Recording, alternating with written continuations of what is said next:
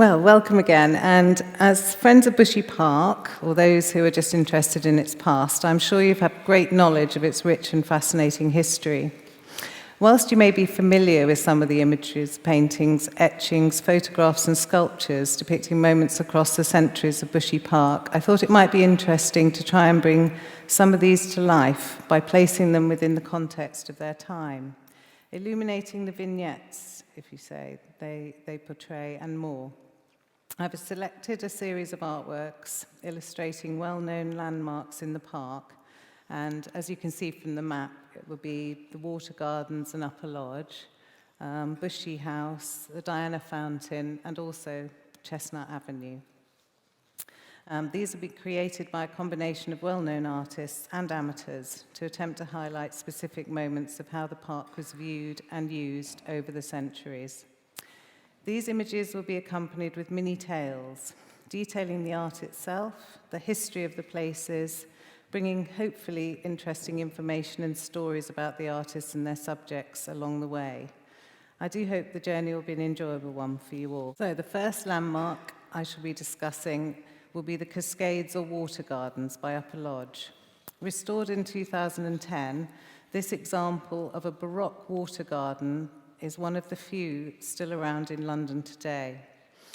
When it was originally completed in 1710, there would have been on each side of the Cascades mock grottos and seasonal trompe-l'oeil canvases.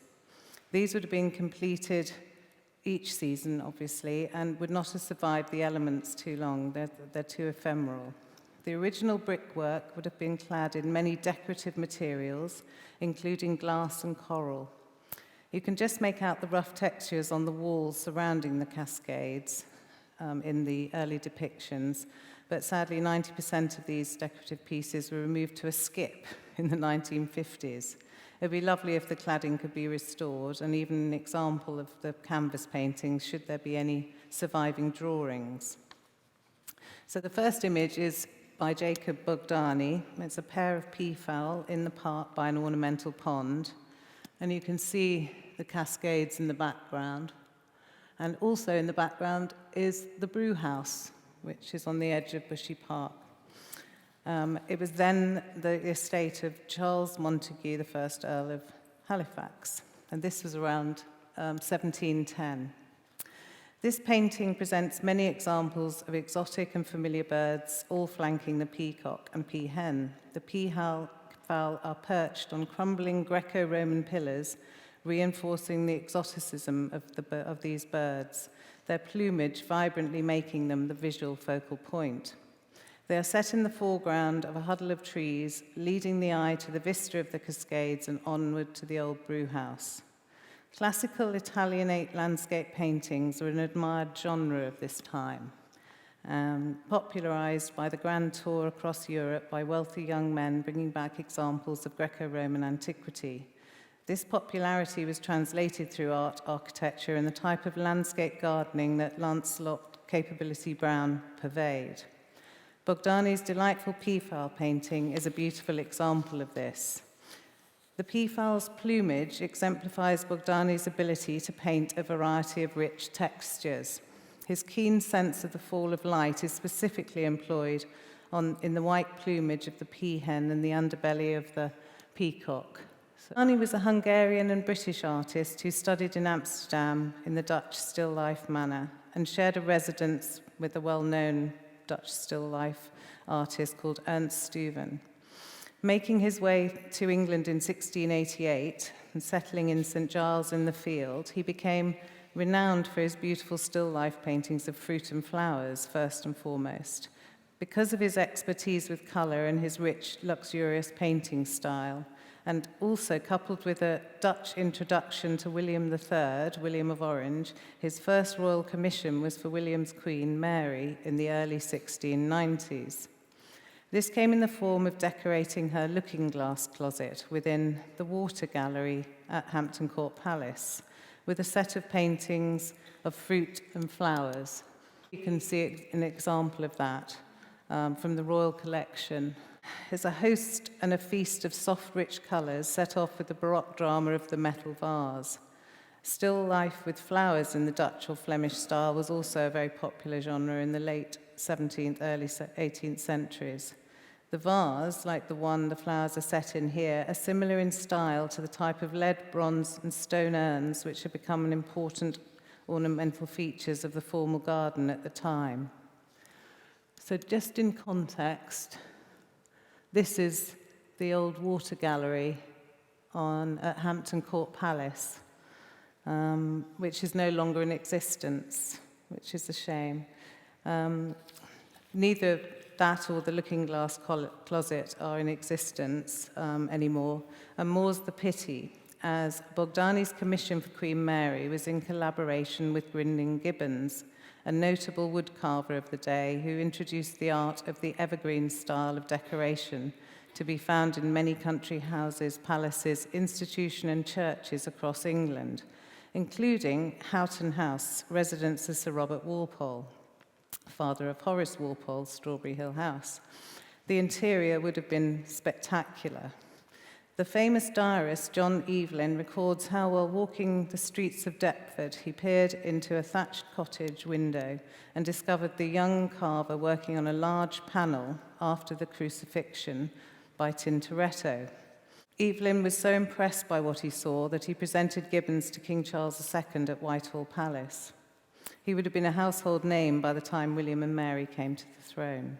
This is carved from 3 pieces of lime wood and adorned with a carved cushion frame. And if you can imagine, in all the country houses, any of the wood panelling around the house would have had all this sort of carving arranged with it, and paintings in between them and everything. It would have been an amazing riot of this beautiful wood. As a small aside, Grinling Gibbons was the creator of the well-known carved limewood lace-looking cravat. Again, carved out of lime wood. It's quite extraordinary. Horace Walpole of Strawberry Hill House so admired this that he eventually purchased it and wore it to greet his guests.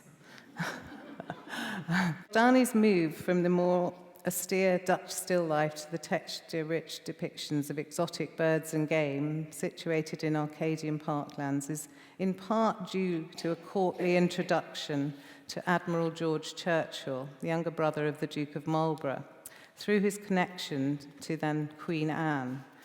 Queen Anne continued Bogdani's royal patronage and commissioned many of his exotic paintings on her succession to the throne. For a sizable investment in the East India Company, he had the opportunity to amass a large collection of exotic birds from across the world. Building his famous aviary to accompany his beautiful gardens surrounding the lodge in the little park at Windsor, it was here that Bogdani studied these creatures in the early years of the 18th century. It is also said that he had a small collection of stuffed exotic birds in his studio that would have been far more useful models for these types of paintings. So back to the brew house, with a beautiful picture by Rebecca, with a heron in front, which looks lovely. Quite appropriate, yeah. The old brew house, featured in the background of Bogdani's painting, was built in 1710 on part of the estate by Charles Montague, the then keeper of Bushy Park, and then later on he was bestowed with the title of the first Earl of Halifax. It was constructed at the same time as Upper Lodge in the grounds of the estate and would have been an active brewery. Like many other estates, the production of beer was necessary because water was often too contaminated to drink. It fell into disrepair twice, actually. By the mid-19th century, it had no further use due to the considerable technological advances in brewing processes, leading to cheaper beer being produced on an industrial scale throughout London. The building can still be seen in the brewhouse meadows on the Hampton Hill edge of Bushy Park. So another view of the Cascades by the studio of Marco Ricci. The next painting was identified as the Water Gardens of Upper Lodge, Bushy Park in 1999. This painting commemorates the completion of the Water Gardens by Charles Montague in 1710 and the subsequent visit by Prince George and his future queen, Caroline of Ansbach, depicted with her black page in the painting. A rather underwhelming description of the cascade was made by Samuel Molyneux, FRS at the time, an amateur astronomer and politician. There was here little or nothing remarkable but the cascade, very beautifully disposed so as to fall between two fine pieces of grotto work. In the painting here, the cascade, though, takes centre stage, rather than the people in the painting. In this romantic presentation, the glittering play of light on the water and reflections of the trees draw the eye rather than onto the figures. It is attributed to the studio of Marco Ricci, a Venetian painter from a family of artists. Italian art historians have suggested that Marco Ricci's prodigious output of classical, beautifully vibrant landscapes would never have come about if he hadn't murdered a gondolier in a bar brawl in Venice in 1699. It is said that Marco's uncle, Sebastiano Ricci, also an artist, no stranger to scandal himself on account of trying to poison his lady friend when she became pregnant, aided Marco's escape into Dalmatia, where, apprenticed to a landscape painter, the wild and beautiful landscape inflamed his imagination. Marco Ricci became a much commissioned and well-travelled painter. He made two interesting standout painting collaborations whilst in England. Firstly, the staging of works at the Queen's Theatre in the Haymarket with the artist Pellegrini, where the pair painted stage scenery for two operas. These drawings and stagings would have been, again, far too ephemeral to have survived, and I haven't seen any reference to them anywhere. His second collaboration was with his uncle Sebastiano for Richard Boyle, 3rd Earl of Burlington at Burlington House, now the Royal Academy, where they completed a set of 4 paintings depicting mythological allegories to the themes of love and triumph for the monumental staircase. Here is an example of one of them. It's Diana and her nymphs, so quite aptly. In true Baroque style, the artists have used rich and vibrant colours to enhance the emotional and dramatic effects of this composition. All 4 paintings are still in the Royal Academy, but not on the monumental staircase. Sebastiano Ricci was renowned for painting colourful, dramatic, and sumptuous religious, mythological, and historical works. Another collaboration between uncle and nephew is the landscape with classical ruins and figures. Sebastiano was known as an Italian painter of the late Venetian Baroque. His speciality were painting figures, so it's generally thought that Marco completed the landscape parts of the collaborations. The classical antiquity in the landscape here almost overwhelms the figures. The original idea for the cascade, though, is said to have been inspired by the cascades at Château Saint Cloud, overlooking the Seine. Here are 2 engravings of the French waterfalls for us to look at. And they are monumental, and clearly the water gardens of Upper Lodge were a more classical and understated version of the French Baroque. But the shape of the basins around the cascades are the same, but these are all together in a different category. So the second landmark we shall be looking at is Upper Lodge, next to the water gardens. This present-day lodge is possibly on the site of a Roman marching fort. It has certainly been a built site since 1537 for the newly created North Park, when it was occupied by a John Field with arable land around it.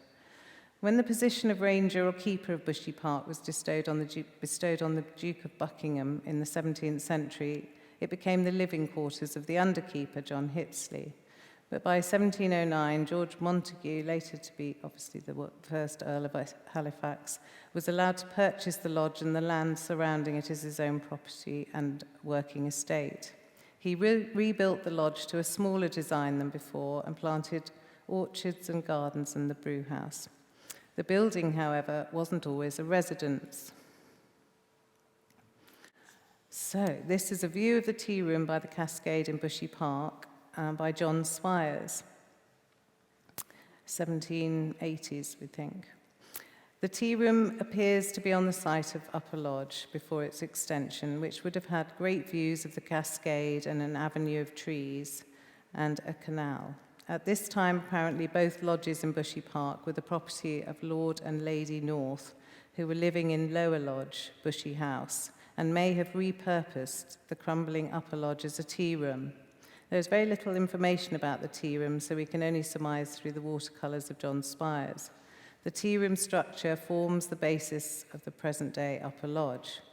All this information was confirmed by a group of historians and can be read about in John Schaef's article in the Borough of Twickenham Local History Society newspaper, number 172, dated September 2016, and the article was entitled "The John Spires Pictures of Bushy Park and Hampton Court, a 13-year story." A present-day image of Bushy Park shows that it was this bottom part of the lodge that formed the basis to the additions that have been done. The discovery of the John Spires album in the Hermitage collection in 2000 must have been truly remarkable in a collection of almost 3 million items.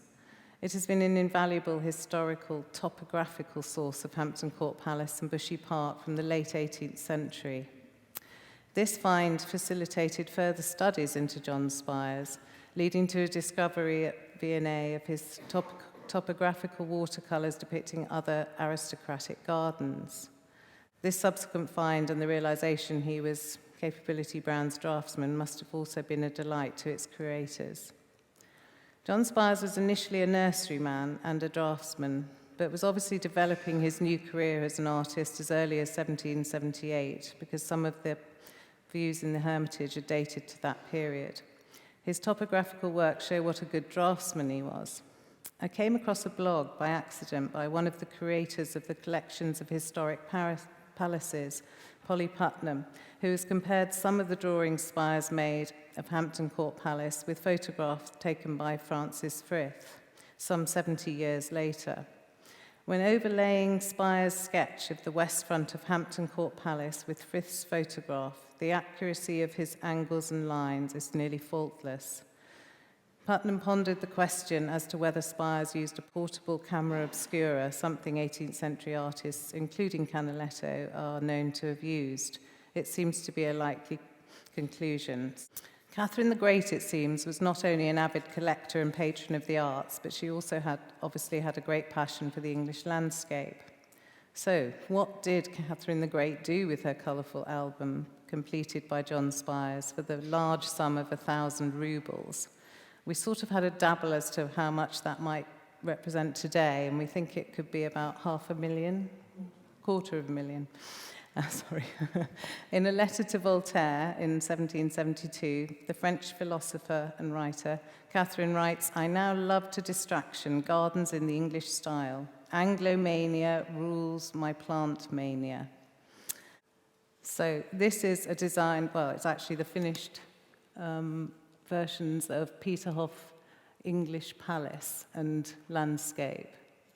So her redesign of the Peterhof Palace Gardens made initial inroads under the direction of James Meader, an English landscape gardener who spent 10 years at Peterhof. The Italian architect Giacomo Quarenghi designed the English palace, and according to Mead's letters in 1778-79, the plans for the landscaping were taking shape in the form of 2 ponds and the planting of trees. So it was obviously finished. But Peterhof Gardens today are more formally set out, as the English palace was sadly on the front line in World War II and destroyed by artillery fire, and the English-style landscape has not been replaced. A better example of English-style landscaping in Russia can be seen at Pavlovsk Park, south of St. Petersburg, undertaken by Peter and Catherine's son, Pavel Petrovich, soon to be Paul I of Russia. The way that the gardens at Pavlovsk evolved in such a recognizably English style under the direction of Charles Cameron, an admirer of the Palladian classical style during the 1770s, may also have fueled Catherine's desire to redesign her own great palaces and gardens. The third landmark we should be looking at today is the Diana Fountain. And in its present form, the fountain has been the focal point of Chestnut Avenue since 1712. The statue of Arethusa in Bushy Park was originally one of 50 commissioned by Henrietta Maria for her terrace gardens at Somerset House, sadly no longer in existence, and had several relocations during the 17th and 18th centuries. Oliver Cromwell incorporated the statue into a fountain design by Edward Pearce in the Privy Garden at Hampton Court Palace during the 1650s, and in 1689, the remodelled and regilded Diana statue was planned as a focal point of the newly created vista of Chestnut Avenue, surrounded by a pool of water. Obviously, the final completion came in 1712. These drawings give some idea of the confusion of attribution of the fountain. The statue purporting to be Diana, the hunter goddess, is now really thought of as being the Nereid sea nymph Arethusa, as mentioned in a Hampton Court Palace inventory of 1659. All these fountain designs have many differences, and to complicate matters, the statuary has been moved from place to place and often remodelled. So I decided to look at the designs and look at the evidence that was given at the time. Attributed to Inigo Jones at one time, and another by John Evelyn to Francesco Finelli. It is the first indication of a fountain at all is on the old Somerset House, A View from the Thames by Cornelius Bull in 1650. And you can't really make out what it looks like, whether it looks like any of those designs. During the Commonwealth years, Oliver Cromwell removed some of the statues and fountain to the Privy Garden at Hampton Court Palace due to their antiquity and rarity. This is what it looked like in the Privy Gardens, which looks a bit more like now, the present day one. So Cromwell's taste for the classical obviously sat at odds to his godly supporters, as apparently a Quaker cook climbed over the wall of the Privy Gardens and sledgehammered some of the worst offenders, some of the worst statuary, the pagan offenders. The fountain sketched by Sutton Nichols in 1699 in the Privy Garden, it's much more recognisably the Diana fountain as we know it. The slide also shows Finelli's example of the fountain's design, which is scalloped. And the Arethusa figure there is a mermaid rather than the sort of more visible sort of character of Diana or Arethusa. There is no indication that the design is one for Somerset House or the Privy Gardens. So we'll go on to details of the base. She is set on a marble pedestal and raised on a tall four-sided podium of Portland stone with carved sides. The pedestal and podium are decorated, rusticated in plain swags of scrolls and scalloped shells. Putti, which are cherubs or boys, and sirens, possibly mermaids, adorn each corner of the carved Portland stone structure. The putti are Renaissance in style, noble of face and with flowing locks, holding fish. Each siren cups her breasts into her hands for the water to flow from. They are seated on scaly, spiky-headed fish with gaping mouths, and again, their water also flows. These figures are claimed to be based on the figures from Giambologna's Fontana del Nettuno, constructed between 1563 and 66 in Bologna. So here you can see it's sort of similar, but sort of not quite. Although the fountain base has the same symbolism of putti and the sea creatures as to the Diana fountain, there are major differences. Amongst the different groups of figures, there appear to be dolphins instead of fish, and there are heraldic coats of arms all arranged around the figure of Neptune. Incidentally, it is said that Neptune's trident here was the inspiration for Maserati's badge. Most references to the bronze figures decorating the concave sides in the Diana fountain attribute Lesueur's design, but they do not necessarily attribute Arethusa herself. It is interesting, but if you take a look at Lesueur's oeuvre, they have the same movement and expression as Diana Arethusa here in comparison to sculptures and statues of Finelli. Both Lesueur and Finelli were court artists for similar types of commissions, so it would have probably been a good guess to attribute the fountain statue to Finelli. On scrutiny of some of their other statues and works, it's more likely that the statue here is of Hubert Lesueur. And also Finelli's sketch design is also nothing like the finished article. So on the left here is Lesueur's Cleopatra in a very similar stance and vein as Arethusa, and over here is Venus and Cupid by Francesco Finelli, and it has a different sense to it, a different type of body and movement. Originally ungilded, Arethusa's stance is an elegant, almost Renaissance contrapposto, a counterpoise stance typical in the art of the classical world. Lesueur's Cleopatra has a similar stance. The use of contrapposto in statuary is considered a crucial development in Greek and hence Western art, as it marked the first time that the body was used to convey emotion. Again, Lesueur captures movement and emotion in his sculptures. Arethusa wears a short tunic tied at the waist, looped over one shoulder, leaving the left breast bare. The drapery is typically classical Baroque in length and seems to swirl as in movement. On one arm, she wears a decorated bracelet and dons a crescent-shaped headdress. The goddess Diana is usually represented with various hunting symbols that are missing here. Here is an example of the Diana fountain in Syracuse, in Sicily, with hunting references galore. So I thought what would be interesting to show you is the mythological origins of Arethusa. In this image is the natural spring in Ortygia, Syracuse. I thought it would be interesting to detail the mythological origins behind Arethusa, because according to legend, Arethusa returned to Earth after escaping from her undersea home in Arcadia, where Artemis, the original Olympian name for Diana, the Roman goddess of hunting, moon, and chastity, transformed her into a spring to protect her from the pesky river god Alpheus. Arethusa is the patron figure of Syracuse in Sicily, and the freshwater spring, Fonte Arethusa, is in the town's historical centre.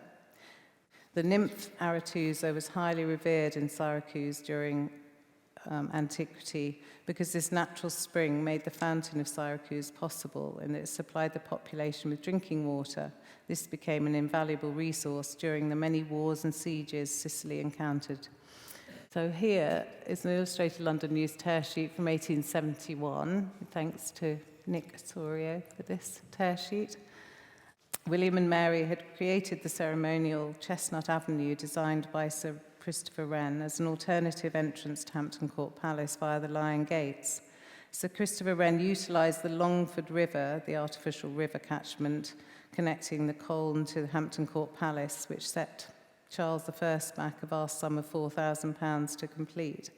This water source was adapted by Wren to power the complex set of gravity-fed water spouts on the fountain itself. So the next landmark would be Bushy House, a lodge first built in 1663 on the orders of Charles II for Edward Prodger, bestowed with the title of Keeper of Middle Park. The original architect is thought to have been William Samwell, and further renovations and additions were made by Charles Montague in the early 18th century. He had purchased the keepership of Bushy Park from the Duchess of Cleveland. The additions could have been the corner pavilions. These are John Spire's drawings from the early 1780s. On the death of Lord North's widow in 1797, the Dowager Countess of Guildford, the lodge reverted to the Crown and was given to the Duke of Clarence by George III as the residence for the Duke and Dora Jordan, his mistress. As some of Bushy House's occupants are fascinating characters in their own right, I thought it might be quite entertaining to delve into how one or two of them were perceived in their contemporaneous societies. The obvious pairing of the Duke of Clarence and the actress Dora Jordan is a good place to start, as they were delightfully satirised by caricaturists in the late 18th, early 19th centuries. And the first, we have a James Gilray caricature of La Promenade en Famille, a sketch from life. Gilray has captured the move to Bushy House from Clarence House in Richmond of the now Duke and Dora Jordan, with the first three of their illegitimate children. It is thought Gilray completed it after a notice appeared in the True Britain newspaper in the February of 1797. Mrs. Jordan, it seems, is no longer to tread the boards of Richmond Theatre, but to range for the summer in Bushy Park. The print satirises a very domesticated prince who is pulling a toy carriage carrying three of his children, suggesting that he is the dray horse itself pulling the carriage. He is perspiring with the effort and his pockets are stuffed with toys. The children are mini replicas of the Duke and appear to be quite demanding. Dora Jordan is calmly reading the next part she'll be playing and appears modestly dressed and scarcely caricatured. The toy carriage, though, sports a chamber pot surmounted by a crown. The chamber pot is a pun on Dora's surname, Jordan, as a Jordan was synonymous for a chamber pot. Previous prints by Gilray had crudely mocked the couple because of this. This one is particularly cute. This is Lover's Hole, alias the Cracked Jordan. The print features the Duke of Clarence with his sailor's trousers barely covering his ample rump, thrusting headfirst into a suggestive-looking crack, the Lover's Hole, of a large anthropomorphized chamber pot, a.k.a. Jordan, a clear reference to Mrs. Jordan. Prince William, Duke of Clarence, the third son of George III, was, by all accounts, a colourful character. He joined the Royal Navy as an able seaman in June 1779, aged 13, and saw quite a bit of action in the American War of Independence. His life in the Navy was common knowledge and satirised by Gilray. As a true British tar, a bit ironic, it shows a belligerent-looking Duke of Clarence dressed in common seaman's garb, supposedly berating fashionable and cowardly Bond Street sailors who look the part but do not dare engage in warfare at this time, the French. Gilray's message is ironic, as in 1795 the Duke of Clarence was the embodiment of everything the caption rails against. The caption explains his thinking. Damn all Bond Street sailors, I say, a parcel of smell smocks. They'd sooner creep into a Jordan than face the French, damn me. Indeed, Gilray had a long history of contrasting the wealth and privilege of royals and aristocrats with the poverty and hardship of the common soldier or sailor.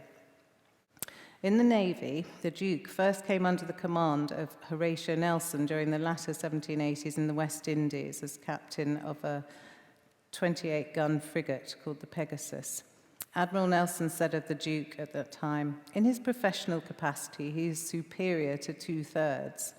They thought highly of each other, and the ensuing friendship between Nelson and Duke can be understood better by the Duke giving away Nelson's bride, Fanny Nisbet, at their wedding in Nevis.